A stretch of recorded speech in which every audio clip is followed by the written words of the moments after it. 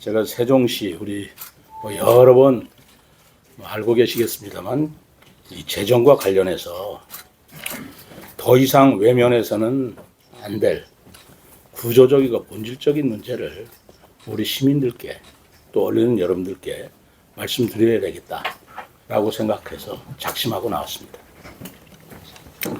우선 아시다시피 세종시는 중앙행정기관에 집적된 행정중심 복합도시이고 광역과 기초기능을 동시에 수행하는 단층제 지방자치단체입니다. 그런데 국가행정도시 기능을 수행하고 또 단층제로 인해서 그 가중되고 있는 행정 수요에 비해서 재정 권한과 지원이 턱없이 부족한 실정이라는 것은 여러 번 말씀을 드렸습니다. 이런 문제 때문에 제가 취임한 이후에 서울대학교를 비롯해서 여러 연구기관에 용역도 했고요. 또 세종시 재정의 문제점과 대안도 마련을 해봤습니다.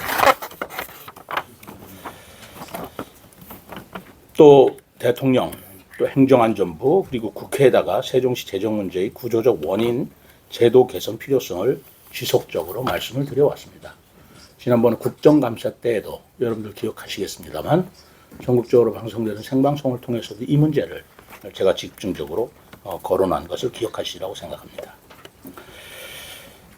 특히 지난해 11월에 열린 중앙지방협력회의에서도 세종시 재정 문제의 구조적 원인을 설명하고 제도 개선을 건의한 바 있습니다. 당시 제주와 같은 보통교부세 정률제 방식 도입을 건의도 하였고 또 교부세 산정 방식을 개선해 달라고 요청도 하였습니다. 이때 대통령이 일리 있는 말이라며 깊이 공감하고 제도 개선을 위한 별도 검토를 약속한 바도 있습니다. 그러나 최근 행정안전부는 우리 시의 이러한 건의에 대해서 수용 곤란이라는 입장을 보내왔습니다. 그 사유는 정률 교부는 지방교부세 원리에 부합하지 않고 세종시는 이미 어느 정도 재정 특례를 적용받고 있다라는 점을 들고 있었습니다. 저는 이런 행정안전부의 입장을 다시 재차 확인을 해봤습니다. 그렇지만 교부세 제도의 원칙을 흔드는 내용으로는 수용할 수 없다는 입장이 계속 표명이 됐습니다. 정부가 행정수도 완성을 국정과제로 내세우면서도 이를 실현할 재정 지원은 도외시하고 행정부의 입장이 저는 매우 유감스럽습니다. 이러한 부분은 우리 시 공무원뿐만 아니라 이미 시민들께서도 이런 부분에 대해서 계속 거부하고 있는 그런 행안부의 태도에 불만을 표출하고 있는 것이 사실입니다. 우리 시민들께서 22년도 11월 달에는 감사원의 국민감사를 청구한 바도 있고 23년에는 권익위 고충 신청을 했고 25년에는 헌법 소원까지 제기한 바가 있습니다. 그러나 다 거부당한 것이 사실입니다. 저는 오늘 이 자리에서 국가계획도시인 세종시 재정의 구조적 한계를 극복할 수 있는 정부의 제도 개선을 재차 요구합니다. 더더구나 최근 광역지방정부의 행정통합 및 범정부 재정통권 논의가 시작된 만큼 이에 관해서 보다 근본적이고 종합적인 대책을 촉구하고자 하는 것입니다. 먼저 세종시 재정의 구조적 한계에 대해서 말씀드리겠습니다. 출범 초기에는 국가정책도시 건설에만 집중해서 도시관리자인 세종시 재정에 대한 중장기 전망이 부족했던 것 사실입니다. 그러다 보니까 부동산 거래세에 의존하는 세입 기반이 취약할 수밖에 없었고 국가계획에 따라 조성되어 이관되는 공공시설 및 유지관리비는 매년 급증해서 재정 부족의 가장 큰 원인이 되고 있습니다. 예를 들어 15년에는 유지관리비가 486억 원이었던 것이 20년에는 778억 원, 25년에는 1285억 원, 아마 30년에는 1828억이 될 거라고 추계되고 있습니다만 물가 상승이 되면 더 올라갈지라고 생각을 합니다. 그렇지만 도시에 집적된 정부 청사 등 비과세 공공기관으로 인해서 이 비과세 공공기관은 재산세가 면제되잖아요. 그러다 보니까 지방 세입에는 기여한 것이 없는데도 불구하고 그 공공시설의 주변 지역 관리 수요는 또 세종시가 관여하지 않을 수가 없는 것입니다. 우리 세종시가 행정체계를 효율화해서 단충제로 출범했지만 정부의 교부세 지원은 재정 부담을 충당하기에 턱없이 부족합니다. 현행 교부세 제도는 세종시 단층제 특성을 제대로 반영하고 못하고 있다는 것입니다. 기초와 광역 기능을 동시에 수행하는 세종시는 단층제이기 때문에 다른 자치단체 같으면 광역이 부담하는 분, 기초가 부담하는 분이 별도로 공동 부담하는 부분까지도 우리 세종시는 오로지 세종시가 부담을 해야 되는 겁니다. 예를 들면 6.25 참전 수당을 조그만 예입니다만 이런 얘기가 많이 있습니다만 6.25 참전 수단으로 6.25 참전 용사들한테 드리는 수당이 대전시인 경우에는 대전시에서도 광역에서도 12만 원을 지원하고 또 기초에서도 각각 좀 다릅니다만 평균적으로 또 지원을 해주고 있습니다. 근데 우리는 기초가 없기 때문에 오로지 우리가 다 부담해야 됩니다. 그러다 보니까 우리 15만 원을 부담하면서도 받는 입장에서는 여전히 좀 부족한, 미흡하다는 그러한 느낌을 지울 수가 없는 것이죠. 이번에 민생회복 소비 쿠폰의 지방비 부담도 마찬가지입니다. 10%를 냈습니다만 다른 자치단체는 광역과 기초가 5%씩 분담을 했어요. 우리는 기초가 없기 때문에 우리가 다 분담을 했습니다. 그러니까 재정 지출은 다른 데는 공동 부담할 부분도 우리는 오롯이 단독 부담할 수밖에 없는 그런 부담액이 늘 수밖에 없는 건데 교부세는 기초부는 100%안 오는 것은 아닙니다. 16개 중에 5개밖에 안 오고 있고 또 거기에 조금 그 재정 특례를 주고 있다는 턱없이 부족하다는 말씀인 것입니다. 그 재정 특례라고 하는 것도 2026년까지 3년간 한시 특례 올해 끝납니다. 그 액수라는 것도 2013년에는 318억, 19년에 101억, 작년에는 231억에 불과했습니다. 제주도가 광역 기초가 통합되면서 특례 조항으로 교통교부세 총액의 3%를 정률로 받으면서 그 규모는 1조 8천억인데도 불구하고 세종시는 같은 잔층제로 출범했지만 보통교부세 규모는 1,159억입니다. 특례는 아까 말씀드려도 231억 원에 불과한 것입니다. 제주도의 인구가 67만, 세종시에 40만, 교부세는 1조 8천억 대 1,159억. 이것이 균형적인 재정 지원이라고 볼 수 있겠습니까? 또 두 번째로 최근에 논의되고 있는 시도 통합과 관련돼서도 이것도 저는 균형성을 잃고 있다라고 생각을 하고 있습니다. 다른 자치단체의 통합 문제이기 때문에 제가 가능한 한 원론적인 얘기만 해왔습니다만 이것이 세종시에 미치는 영향을 아주 없다라고 볼 수 없기 때문에 오늘은 그 부분에 조금 더 구체적으로 얘기를 하겠습니다. 최근 정부는 대전, 충남, 광주, 전남 통합과 관련해서 통합 인센티브로 연간 5조 원씩 4년간 최대 20조 원의 교부세를 지원한다고 발표했습니다. 5조를 4년 동안 지원한다고 했습니다. 우리 세종시 재정 규모가 2조입니다. 2조 갖고 운영하기에는 너무나 부족해서 한 1, 2천억의 교부세를 더 주는 것도 어렵다라고 하는 중앙정부가 시도 통합에는 5조씩, 그것도 현재 2개 단체가 한다면 10조, 경북 대구도 지금 통합한다고 통합법이 지금 발의 중에 있다고 들었는데 그럼 15조 이렇게 뻥뻥 내렸으면서 세종시 1,000억, 2,000억은 교부세 제도를 바꾸기가 어려워서 지원할 수 없다라는 것을 제가 납득할 수 있겠습니까? 이렇게 되면은 비수도권 내 재정 격차가 수도권, 비수도권의 격차가 문제가 아니라 비수도권 내에서도 불균형 문제가 반드시 초래하게 될 것이라고 생각합니다. 우리 언론인 여러분, 숫자를 갖고 비교하신다면 이걸 한번 보시기 바랍니다. 현재 보통 교부세는 내국세 19.24%를 교부합니다. 내국세 19.24%로 한정되어 있기 때문에 25년도 보통 교부세 총액은 60조 4천억이었습니다. 이 60조 4천억 중에서 만약에 3개 시도가 다 통합이 된다면 15조 원을 거기에 지원을 한다면 매년 그러면 나머지 자치단체는 어떻게 하라는 것입니까? 지금 정부가 교부세율 자체를 19.24%에서 조금 상향 조정하려고 하는 움직임을 재정 TF에서 논의하고 있다고는 들었습니다만 올린들 뭐 하겠습니까? 올린 액수가 전부 다 시도 통합으로 다 가면 그러면 나머지 자치단체는 재정적으로 무엇이 좀 개선되는 것이겠어요? 이렇게 통합자치단체에 대한 대규모 지원은 다른 자치단체의 교부세이나 재정 지원 감소로 이어질 수밖에 없겠다라고 생각하는 것이 저의 입장입니다. 이러한 인식이 있어서 저는 정부가 반드시 검토하고 책임 있게 답해야 할 문제를 몇 가지 말씀드리고자 합니다. 첫째, 세종시 재정 문제는 행정체계 개편에 대한 구조적 원인이 누적된 문제이기 때문에 자치단체 자체 노력만으로는 해결하기 어렵다라는 것을 말씀을 드립니다.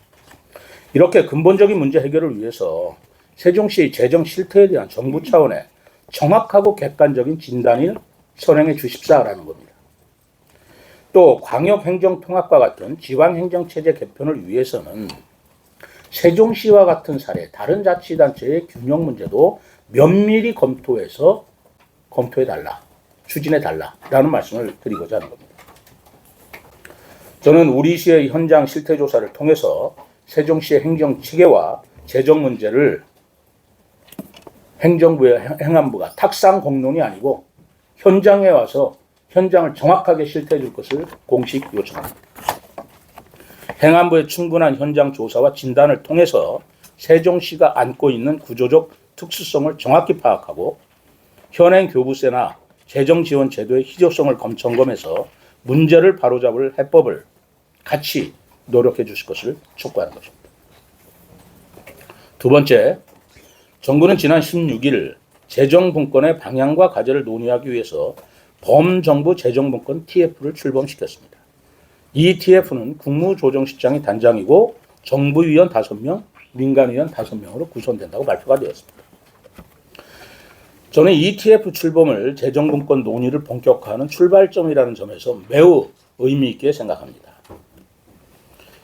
다만 재정분권이 중앙정부 중심의 논의에 머무르지 않고 지방이 체감할 수 있는 제도 개선으로 이어지기 위해서는 이 TF에 시도지사 협의회를 비롯한 4대 지방자치단체 협의체가 추천하는 위원이 구성원으로서 참여가 돼야 된다고 생각합니다. 이건 너무나 당연한 것입니다.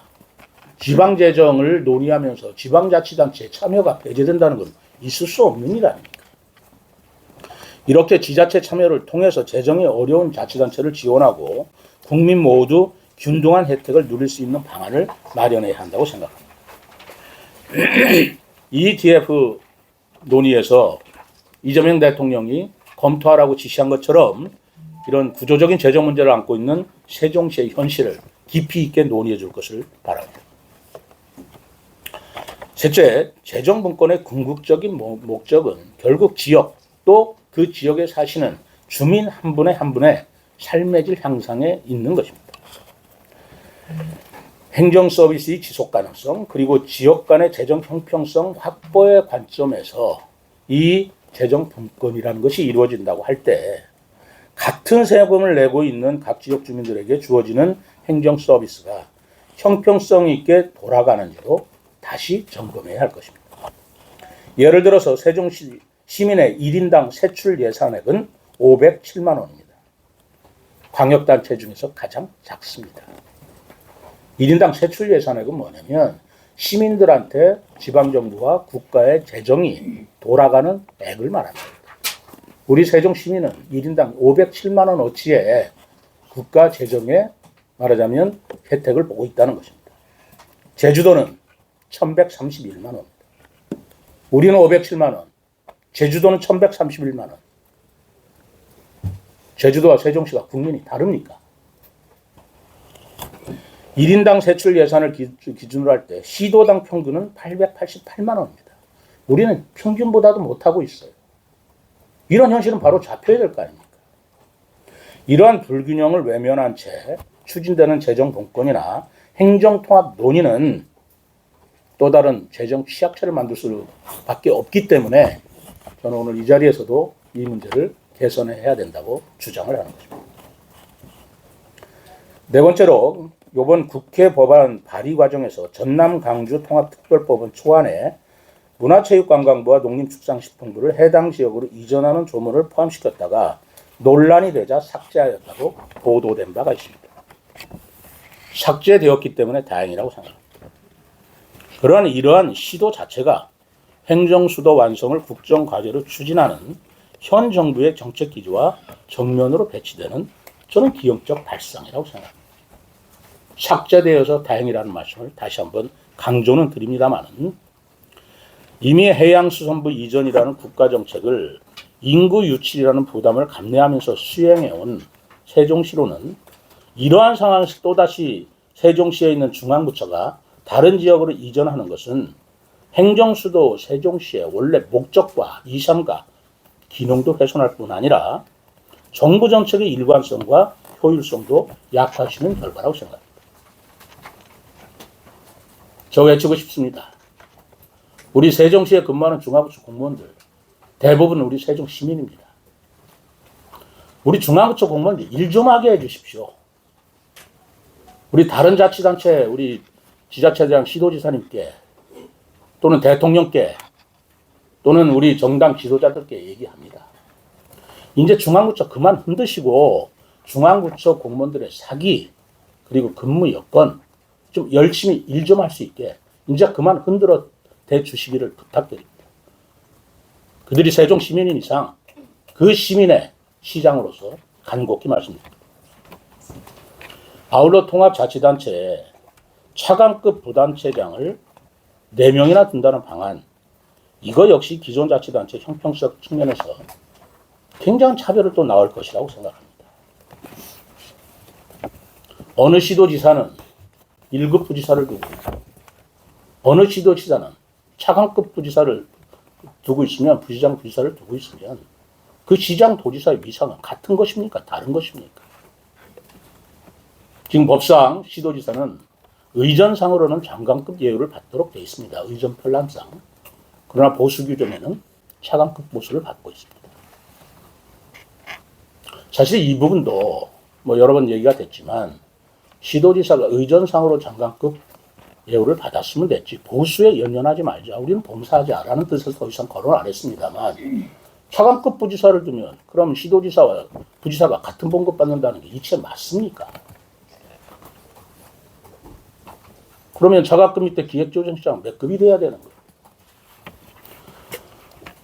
시도가 통합되면서 대전 충남이라든가 광주 정남이라든가 약 300명, 340, 50만 될 겁니다. 340, 50만의 통합자치단체 차관급 부지사가 4시나 있으면서 1300만의 경기도는 1급 부지사가 3명 있는 거 이게 형평이 맞습니까? 이게 지방자치 체계상 이게 맞는 것입니까? 질서가 있는 것입니까? 저는 이러한 논의도 세종시와 무관하지 않다고 보고 있습니다. 우린 특별자치입니다. 특별시는 뭐고 특별자치시는 뭐고 특별자치도가 뭔지 좀 구분 좀 했으면 좋겠다라는 생각이 들고 있습니다. 저는 이 부분은 여러 가지 제 견해가 있습니다만은 오늘은 재정 문제에 제가 오늘 초점을 맞추고 그 시도 통합에 관한 여러 가지 제가 지방자치 제도를 연구해 왔고 업무를 추진해 왔던 입장에서 저의 견해를 별도 시간에 여러분들한테 소상히 밝힐 생각입니다. 존경하는 시민 여러분 그리고 언론인 여러분, 세종시 재정 문제는 국정과제인 행정수도 완성과 5국 3특의 균형 발전 차원에서 이 정부가 추진하는 바 함께 살펴야 될 사안이라고 생각합니다. 이는 효율성, 합리성 그리고 시민의 삶을 기준으로 논의되어야지 정치 논리로 접근해서는 안 된다고 저는 봅니다. 저는 우리 세종시 교부세 문제를 정치적 쟁점으로 만들고 싶은 생각은 수어도 없습니다. 이게 왜 정치적 문제입니까? 우리 시민들 삶의 문제입니다. 그럼에도 불구하고 세종시에 대한 역차별이 계속된다면 저 시민들과 함께 중앙정부의 투쟁에 나설 수밖에 없다고 생각합니다. 국가의 책임 있는 지원 없이 시민들의 지갑을 털어서 재정을 더 이상 충당하는 것을 시장으로서 시민들께 더 이상 강요할 수 없기 때문입니다. 아울러 최근 논의되고 있는 광역자치단체 통합 과정과 관련돼서도 다른 자치단체와의 어느 일관성과 균형성과 질서를 서로 존중을 하고 협의하는 어떤 메커니즘이 있어야 된다고 생각합니다. 아까 말씀드린 이 사안에 대해서는 별도 시간을 마련해서 말씀드리도록 하겠습니다. 오늘 브리핑을 통해서는 재정제도에 죄송합니다.